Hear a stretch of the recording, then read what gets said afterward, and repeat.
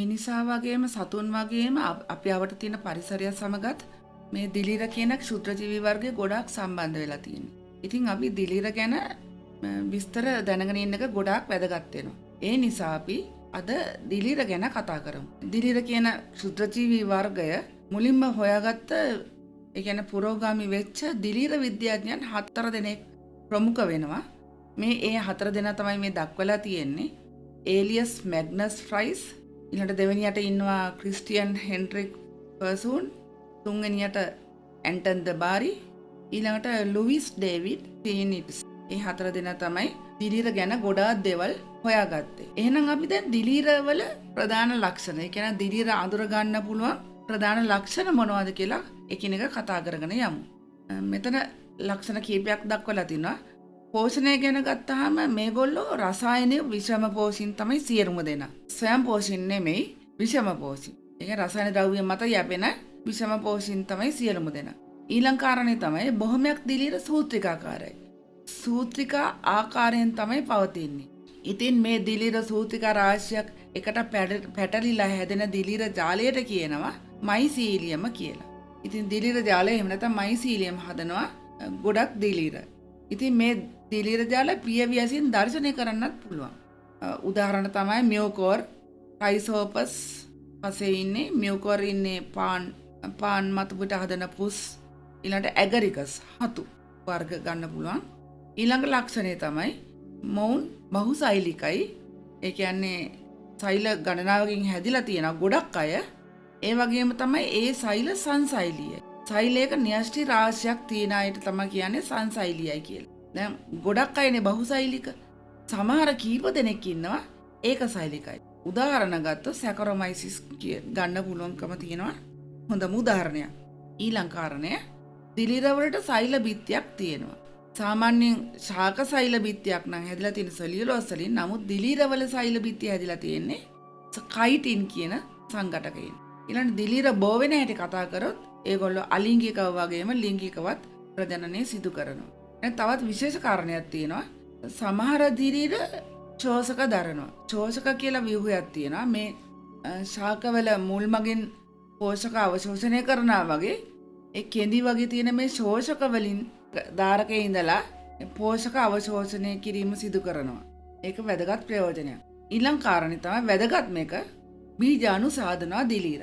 එතකොට ඒකෙත් අපිට ආකාර කීපයක් කතා කරන්න තියෙනවා. බීජාණු දානයක් තුල අචල බීජාණු හදනවා මියෝකෝර් වගේ කට්ටිය. ඊළඟට බාහිර පරිසරයට විවර වෙලා කොනීඩියා හදනවා. ඒකට උදාහරණ තමයි ඇස්පර්ජිලස්, පෙනිසිලියම් කියන දිලිර වර්ග. ඊළඟට චල බීජාණු හදනවා ඇලොමයිස්, කයිට්‍රිඩියම් කියන වර්ග දෙක. ඊළඟට ජලජ පරිසරවල ජීවත් වෙන දිලිර ඉන්නවා. ඒගොල්ලන්ට ජලයේ සංචරණය කරන්න කශිකා තියෙනවා. ඇලොමයිස් ගන්න පුළුවන්. ඒකට උදාහරණයක් විදිහට. දැන් දිලිර ගත්තාම එක එක විදිහ රූපාකාරයෙන් විවිධාකාරයේ දිලිර ගණනාවක්ම ඉන්නවා මේ දිලිර කියන වර්ගේ. අන්න ඒ නිසා දිලිර වර්ගීකරණයක අවශ්‍යතාවයක් ආවා. දිලිර ආකාර දෙකකට වර්ග කරලා තියෙනවා. පෝෂණ ක්‍රමය අනුව වර්ග කරලා තියෙන එක ආකාරයක්. ඊළඟ ආකාරය තමයි බීජාණු සැකස්ම මත පදනම් වෙලා වර්ගීකරණයක් කරලා තියෙනවා. අපි ඉස්සෙල්ලාම බලමු මේ පළවෙනි ක්‍රමය. පෝෂණ ක්‍රමයේ මත පදනම්ව වර්ගීකරණය කරලා තියෙන්නේ කොහොමද කියලා. මේ අවස්ථාවේදී දිලිර කාණ්ඩ තුනක් තියෙනවා. එකක් තමයි සැප්‍රොෆයිටින්, ඊළඟට පරපෝෂිත, අනික් ආකාරය සහජීවී ආකාරය. සැප්‍රොෆයිටික් තමයි පළවෙනි ආකාරය. ඒ කියන්නේ දිලිර මියගිය කාබනික ද්‍රව්‍ය මත යැපිලා පෝෂණය ලබා ගැනීම සිදු කරනවා. උදාහරණ තමයි ටයිසෝපස්, පෙනිසිලියම්, ඇස්පර්ජිලස්. දිරාගේ ශාක සත්ත්ව කඳන් මත බහුලව දකින්න පුළුවන් මේ කට්ටිය. ඊළඟට දෙවෙනි ආකාරය පරපෝෂිත ආකාර. ඒ කියන්නේ තවත් ජීවියෙක් මත සම්පූර්ණයෙන් වර්ධනය වීමක් වෙනවා. ඒ කියන්නේ ඒ ජීවියාගෙන් ප්‍රයෝජනත් ලබා ගැනීමක් සිදු වෙනවා. ඒ ජීවියට පාඩුයි, නමුත් දිලිරයට වාසියක්. ඉතින් වෙනත් ජීවීන් මත, ඒ කියන්නේ ශාක හෝ සතුන් මත තමයි ජීවත් වෙන්නේ. ඊපස්සේ ඒ ධාරකයෙන් තමයි පෝෂ්‍ය පදාර්ථ සියල්ලම අවශෝෂණය කරගන්නේ. උදාහරණ තමයි ටැෆ්‍රීනා සහ පුචිනියා. තුන්වෙනි ආකාරය සහජීවී ආකාරය. මෙතෙන්දී ඒ සහජීවී ආකාරයේ දෙදෙනාටම අන්‍යෝන්‍ය වශයෙන් ප්‍රතිලාභ ලැබෙනවා. වාසි තියෙනවා. උදාහරණ තමයි ලයිකන. අනිත් එක මයිකෝරයිසා. ලයිකන ගත්තොත් ලයිකන වල තියෙන්නේ ඇල්ගී සහ දිලීර අතර තියෙන සහජීවන සම්බන්ධතාවයක්. දැන් මේ ශාක මතුපිට මේ දෙවෙනි රූපේ පැහැදිලිවම ලයිකන පේන්න තියෙනවා. මේ පසුවත් මම පෙන්නන්නම්. ඉතින් මේකෙදි දැන් ඇල්ගී සහ දිලීරනේ මෙතන ඉන්නේ. දිලීරෙන් තමයි මේ වාසස්ථානයේ සපය. ඒ කියන්නේ නවතැන් සපයන්නේ. එතකොට ඇල්ගී වලින් තමයි ප්‍රභා සංශ්ලේෂණය කරමින් දිලීර වලට අවශ්‍ය කාබෝහයිඩ්‍රේට් සපයන්නේ. ඉතින් ලයිකන වල ඉන්න ඇල්ගී වලටත් වාසියක් තියෙනවා. දිලීර වලටත් වාසියක් තියෙනවා. මම හිතනවා පැහැදිලි කියලා. ඇල්ගී වලින් පෝෂණය සපයනවා, දිලීර වලින් වාසස්ථානයේ සපයනවා. දෙන්නට දෙන්න අන්‍යෝන්‍ය වශයෙන් සම්බන්ධතාවයක් තියෙනවා. මේ තියෙන්නේ ඒ වර්ග තුන. සැප්‍රොෆයිටික් මේ හොඳට රූප සටහන් දිහා බලන්න ඒ ලක්ෂණ අඳුර ගන්න පුළුවන්. ඊළඟ පරපෝෂිත ආකාරය දෙවෙනියට ඉන්නවා. තුන්වෙනි එකේ ශාක මත තියෙන ලයිකන විශේෂය තමයි මේ දක්නට තියෙන්නේ. ඊළඟට බීජාණු සැකස්ම මත පදනම් වෙලා කොහොමද වර්ගීකරණය කරන්න කියලා බලමු. මෙතෙන්දී දිලීර කාණ්ඩ හතරකට බෙදෙනවා. සයිගොමයිසීට්, ඇස්කොමයිසීට්, බැසිඩියොමයිසීට්, ලියුටරොමයිසීට් කියලා වර්ග හතරක්. එතනින් පළවෙනි එක තමයි සයිගොමයිසීට් කියන්නේ. මේ සයිගොමයිසීට් විවිධ සෛල දෙකක විලයන මගින් තමයි හැදෙන්නේ. මෙතෙන්දී බීජාණු වර්ග දෙකක් තියෙනවා. ලිංගික බීජාණු සයිගොස්පෝර් කියලා හඳුන්වනවා. අලිංගික බීජාණු ප්‍රොන්ජස්පෝර් කියලා හඳුන්වනවා. ස්පෝර් කියන්නේ බීජාණු මෙතෙන්දී. උදාහරණය තමයි මියුකෝර්. පාන් මත හැදෙන පුස්. ඊළඟ දෙවෙනි වර්ගයේ ඇස්කොමයිසීට්.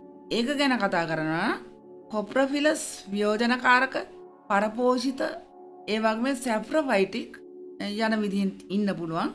මෙතෙන්දිත් ලිංගික බීජාණු ඇස්කොස්පෝර් කියනවා. අලිංගික බීජාණු ඒ කියන්නේ අලිංගික ප්‍රජනනයෙන් ඇතිවන බීජාණු කොනිඩියොස්පෝර් කියලා හඳුන්වනවා. උදාහරණ තමයි සැචරොමයිසිස්. ඊළඟට හතරවෙනි ආකාරය බැසිඩියොමයිසිස්. හතු කියලා සාමාන්‍ය වහරේදී හඳුන්වන්නේ, බිම්මල් කියලා හඳුන්වන්නේත් මේවා තමයි. ඒතර බොහෝ විට මේගොල්ලෝ පරපෝෂිතයන් කියලා තමයි සැලකෙන්නේ. ලිංගික ප්‍රජනනය බැසිඩියොස්පෝර් මගින් තමයි සිදුවෙන්නේ. අලිංගික ප්‍රජනනය කොනීඩියා අංකුර හෝ ඛණ්ඩනය මගින් තමයි සිදුවෙන්නේ. උදාහරණ ඇගරිකස්. හතු සියල්ලම ඇගරිකස් කියන කාණ්ඩයට තමයි අයිති වෙන්නේ. හතරවෙනි ආකාරය ලියුටරොමයිසීට්. වෙනත් දිලීර වගේ නිතිපතා ප්‍රජනක චක්‍රය අනුගමනය කරන්නේ නැහැ. ඒ කියන්නේ අසම්පූර්ණ දිලීර කියලා හඳුන්වනවා මේ කට්ටිය. ඔවුන් ලිංගිකව ප්‍රජනනය කරන්නේ නැහැ. අලිංගික ප්‍රජනනය සිදුවන්නේ කොනිඩියා මගින්. උදාහරණ තමයි ට්‍රයිකෝඩර්මා. ඔන්න අපි දිලීරවල වර්ගීකරණය ගැන කතා කරා. දැන් අපි බලමු දිලීරවල රූපීය විවිධත්වය ගැන කතා කරන්නේ කොහොමද කියලා. සමහර දිලීර වර්ග ඒකසෛලිකයි. හොඳම උදාහරණ තමයි ඊස්ට්. පාන්, බනිස් වගේ බේකරි කර්මාන්තයේදී හදන ආහාර පිපීමට භාජනය කරන්නේ මෙන්න මේ ඊස්ට් වලින්.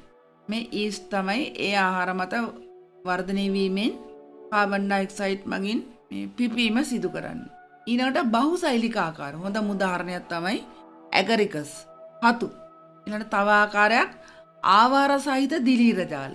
මේ ආවාර කියන්නේ මේ සෛල අතරේ තියෙනවා මේ හරස් බිත්ති. ඒවා තමයි ආවාර. හොඳම උදාහරණ පෙනිසීලියම්. පෙනිසියම් වල මෙහෙම හරස් ආවාර තියෙනවා. ඊළඟට තව ආකාරයක් තියෙන ආවාර රහිත දිලීර ජාල. රයිසෝපස් එතන උදාහරණය. දැන් හොඳට බැලුවොත් පේනවා මේ කොටස් වල කිසිම හරස් බිත්තියක් දකින්න ලැබෙන්නේ නැහැ. ඔන්න රූපීය විවිධත්වය තමයි ඒ අපි කතා කරන්නේ. දැන් බලන්න ඕන අපි දිලීරවල වාසි මොනවද කියලා. මිනිසා සහ පරිසරයේ සතුන් වගේ කට්ටිය දිලීරවලින් වාසි ලබා ගන්නවා බොහොමයක්ම.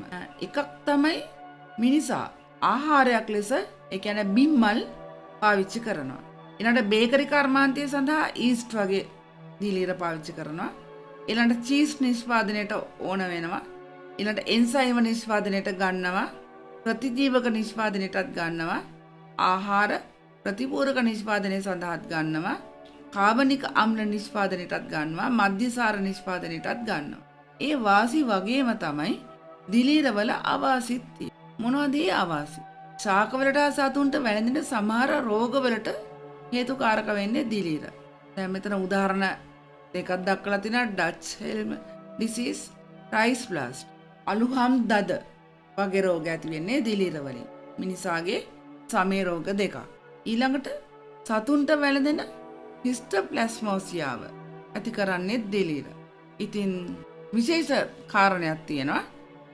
වසර 100කට පස්සේ මේ අපේ රටේ ප්‍රථම වරට මේ දිලීරයක් නැවත සොයා ගැනීම සිදු කරලා තියෙනවා. ඒ කියන්නේ ඒ දිලීරය නැහැ කියලා හිතාගෙන ඉන්නකොට වසර 100කට පස්සේ තමයි ඔන්න හොයාගත්තේ මේ දිලීරය ලංකාවේ තියෙනවා කියලා. ඒ කියන්නේ දුර්ලභ දිලීරයක් මේක. මියුටිනස් බම්බුසිනොස් කියන දිලීරය. ඉතින් දුගදාමන වර්ගයක් මේ දිලීරය 1919 දී මධ්‍යම පළාතේ පේරාදෙණියේ රාජකීය උද්භිද උද්‍යානයේ තිබිලා වාර්තා වුණා. ඊට පස්සේ වාර්තා වුණේ නැහැ. මෑත කාලිනව ඒ කියන්නේ ළඟදී 2023 දී ඒ දිලීරය හොයාගත්තා. ගාල්ල ප්‍රදේශයේ ගෙවත් අකින් තමයි ඒ දිලීරය හොයාගත්තා. බලන්න ගිය දුර. 1919 දී පේරාදෙණියේ තිබුණා. 2023 දී ගාල්ලෙන් හොයාගත්තා. ඊළඟට ඒ අධ්‍යයනය ප්‍රකාශයටපත් කරේ සිලෝන් ජර්නල් ඔෆ් සයන්ස් කියන සංග්‍රහය. ඉතින් පේරාදෙණිය විශ්වවිද්‍යාලයේ ගාල්ල වනජීවි සංරක්ෂණ සංගමය, ශ්‍රී ලංකා වයඹ විශ්වවිද්‍යාලය, ජාතික මූලික අධ්‍යයන ආයතනයේ කියන ආයතනවල පර්යේෂකයන් මගින් තමයි මේ අධ්‍යයනය සිදු කරන ලද්දේ. ඉතින් මේ දිලීරය ඇතුළු දිලීර පෝෂක ප්‍රතිචක්‍රීකරණය, ජෛව ප්‍රතිචක්‍රීකරණය, ජෛව පොහොර ලෙස ක්‍රියා කිරීම හරහා පරිසර පද්ධතිවල තීරණාත්මක කාර්යභාරයක් සිදු කිරීම කරනවා. ඉතින් මෙරට පවතින බොහෝ දිලීර තාමත් අධ්‍යයනය කරලා නැහැ. ඒ කියන්නේ සියලුම දිලීර තාම සොයාගෙන නැහැ.